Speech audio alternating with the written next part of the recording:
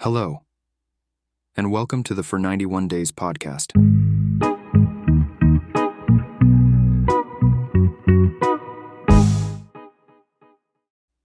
We're Mike and Jurgen. In 2010, we embarked on a new kind of lifestyle, traveling the world for 91 days at a time. Every 3 months, we'll pack up our bags and move to a new city, country, or continent. The idea is to travel slow and really get to know a place before moving on. 3 months gives us enough time to explore every facet of our new homes, from the history, people, and landmarks, to the cuisine and culture.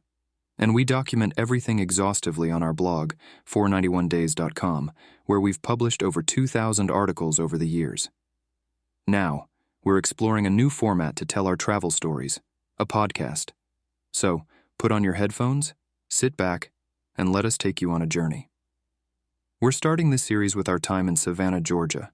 We spent 91 days exploring and learning about this jewel of the U.S. South, visiting the most iconic sites, getting to know the famously eccentric locals, and exploring the region. Whether you've already visited Savannah or are thinking about a trip, we think you'll love hearing about our experiences in this beautiful and historic city.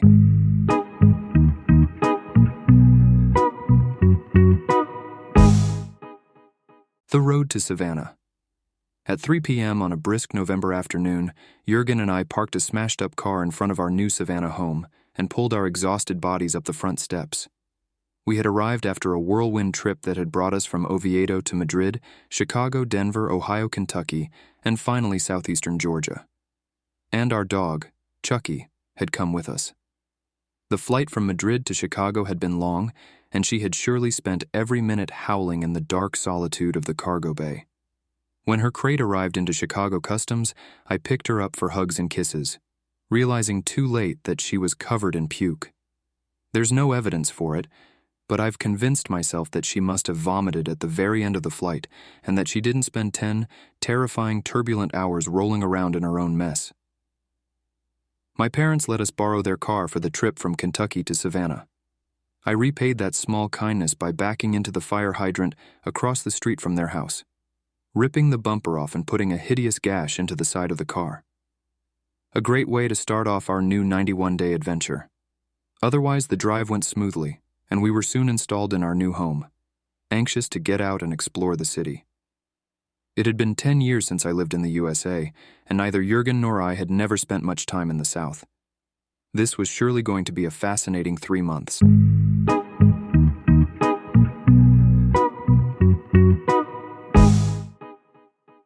First impressions of Savannah.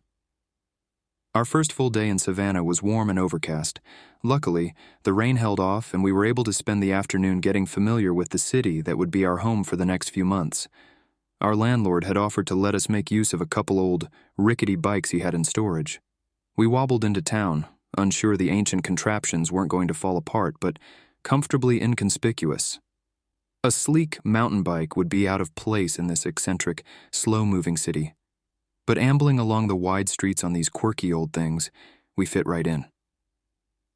Over the course of the day, I gathered the same impressions of Savannah which must strike every newcomer to the city.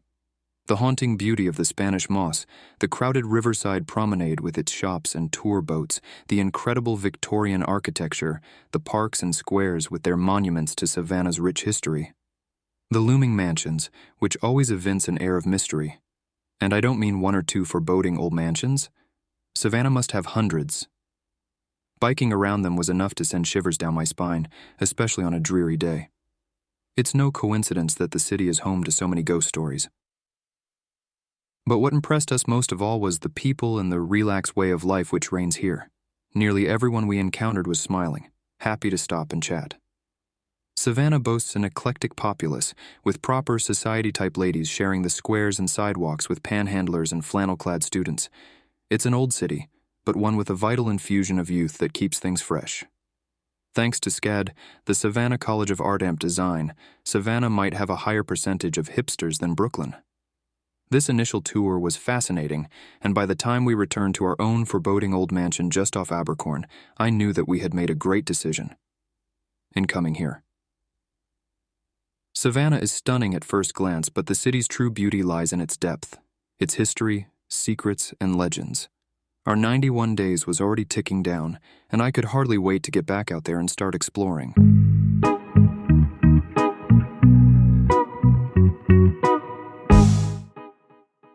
Forsyth Park. Occupying 30 acres between Drayton and Whitaker Street, Forsyth is Savannah's answer to New York's Central Park. It's not as massive as its counterpart, but blends seamlessly into the city and has always formed a part of its identity. Forsyth Park was built in the 1840s and christened in honor of John Forsyth, a former statesman and Georgian governor. The park's massive central fountain, crowned with a female figure and flanked by spitting geese, was inspired by the fountain in Paris's Place de la Concorde. With water shooting haphazardly in all directions, it's one of the most recognizable landmarks of Savannah, appearing in films like 1962's Cape Fear and Midnight in the Garden of Good and Evil. 3 monuments in Forsyth Park commemorate Savannah's contribution to American wars. To the north, there's one for the Vietnam War. An impressively large memorial to the Civil War's Confederate dead is in the park's center with the biblical inscription, "Come from the 4 winds, O breath, and breathe upon these slain, that they may live."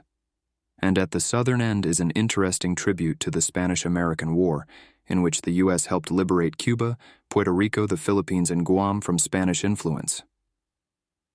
Though the northern third of the park is shaded and tree-filled, the rest is wide open, with flat lawns that host weekend picnics and pickup sports. There's a cafe, a visitor's center, and an open-air stage for summer concerts, as well as something I'd never heard of before, a fragrant garden for the blind.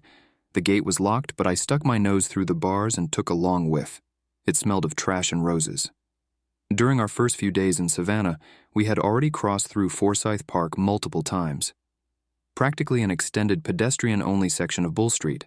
It's as much a thoroughfare as a destination, and I had a feeling we'd be getting to know the park intimately.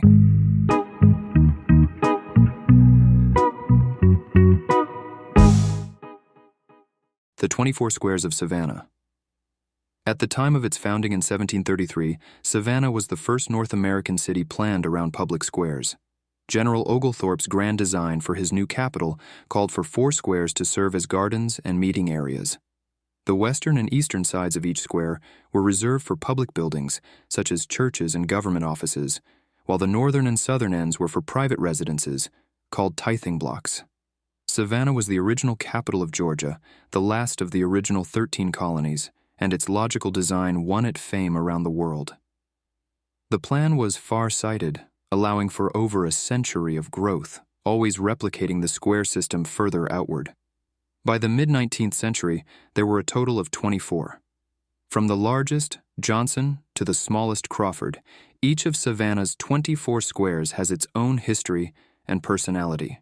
We made a promise to fully explore each of them during our 3 months here and learn their stories and secrets. It was a promise we kept.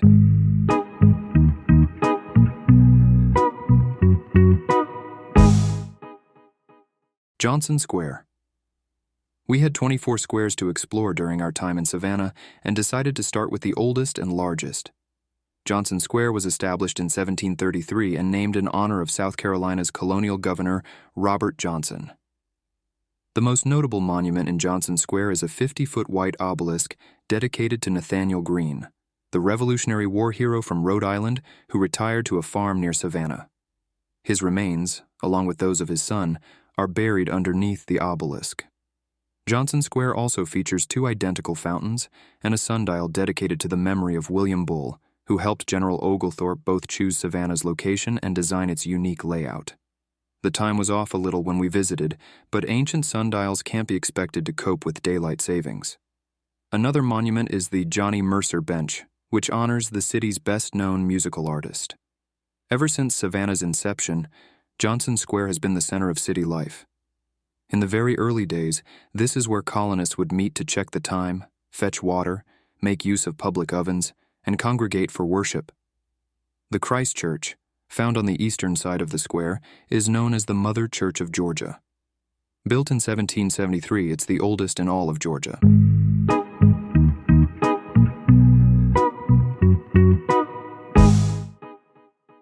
We hope you're enjoying our stories from Savannah. If so, please subscribe to our podcast so you don't miss any episodes, And of course, you can read all about this amazing city and admire photos on our blog, savannah.for91days.com.